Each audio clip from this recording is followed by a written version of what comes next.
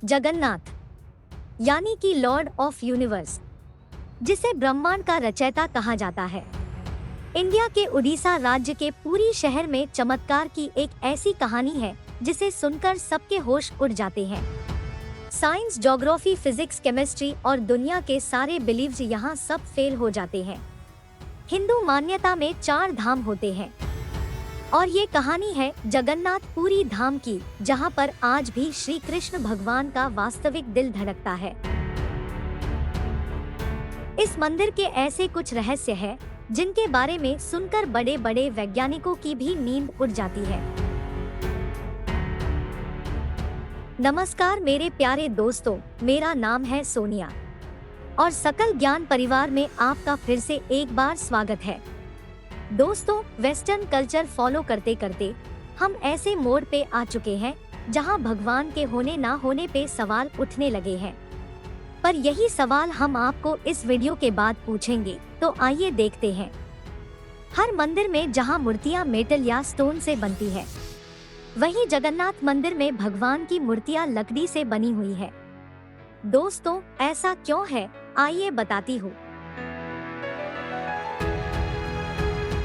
ईस्वी सन पूर्व 3000 साल में जारा नाम के एक शिकारी ने शिकार करते हुए गलती से एक तीर श्री कृष्ण के पैर पे चला दिया, जिससे श्री कृष्ण की मृत्यु हो गई।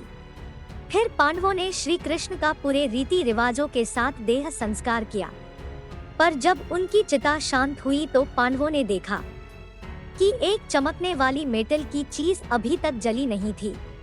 पांडवों को ये समझ नहीं आया था कि ये क्या चीज है। आखिरकार पांडवों ने उसे एक लकड़ी में बंद करके पानी में बहा दिया। तब अवंती के राजा इंद्रद्युम्न भगवान विष्णु के बहुत बड़े भक्त थे। उन्हें एक दिन सपने में आकर विष्णु जी ने नदी में डुबकी लगाने को कहा और कहा कि तुम्हें एक लकड़ी के तने में मैं मिलूंगा। इस सपने को देखकर उसी दिन राजा डुबकी लगाने चले गए। डुबकी लगाते वक्त राजा को नदी में थोड़ी ही दूर लकड़ी का तना भी दिखा। बिना देर किए राजा तने तक पहुँचे और उसे महल में ले आए।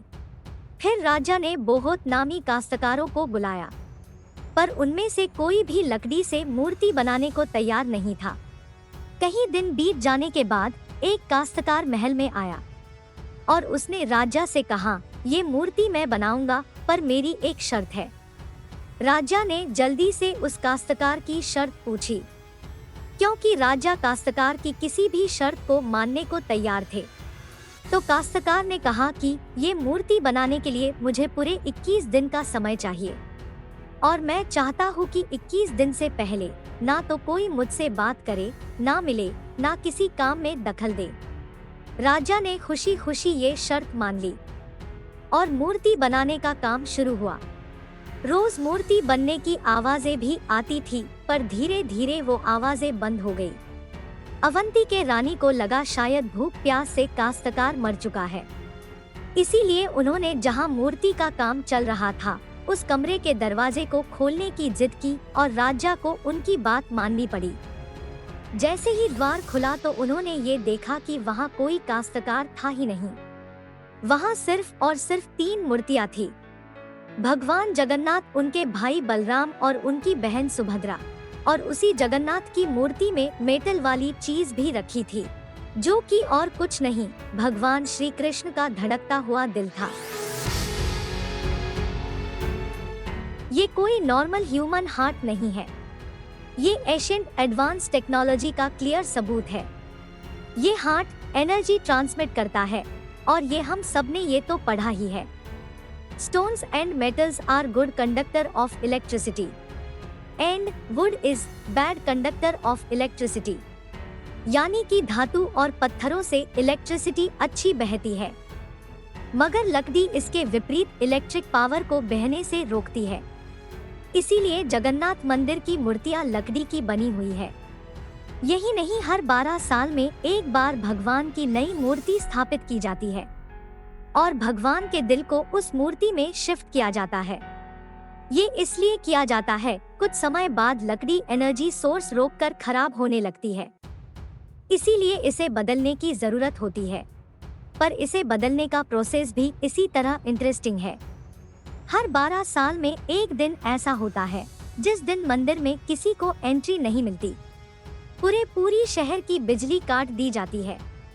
मंदिर के सबसे बड़े पुजारी के आंखों पे पट्टी और हाथ में बड़े ग्लोव्स पहनाए जाते हैं और 100% अंधेरे में इस दिल को निकालकर नई मूर्ति में फिर से स्थापित किया जाता है। जिन पंडितों ने इतिहास में ये मूर्ति स्थापना की है, उनका कहना है कि उन्होंने कभी देखा तो नहीं, पर इस चीज को जिसे हम ब्रह्म पदार्थ भी बोलते हैं, इसे हाथों में पकड़ने पर ऐसा लगता है जैसे जिंदा खरगोश पकड़ लिया हो। और कहा जाता है हजारों सालों से ये एक मूर्ति से दूसरी मूर्ति में ट्रांसफर किया जा रहा है। ये एक अलौकिक और चमकने वाला पदार्थ है जिसको छूने मात्र से ही किसी इंसान के जिस्म के चिथड़े उड़ जाए। इस ब्रह्म पदार्थ का संबंध सीधा भगवान श्री कृष्ण से है, मगर ये क्या है कोई नहीं जानता। अगर किसी ने ब्रह्म पदार्थ को देख लिया तो उसकी मौत उसी समय हो जाती है।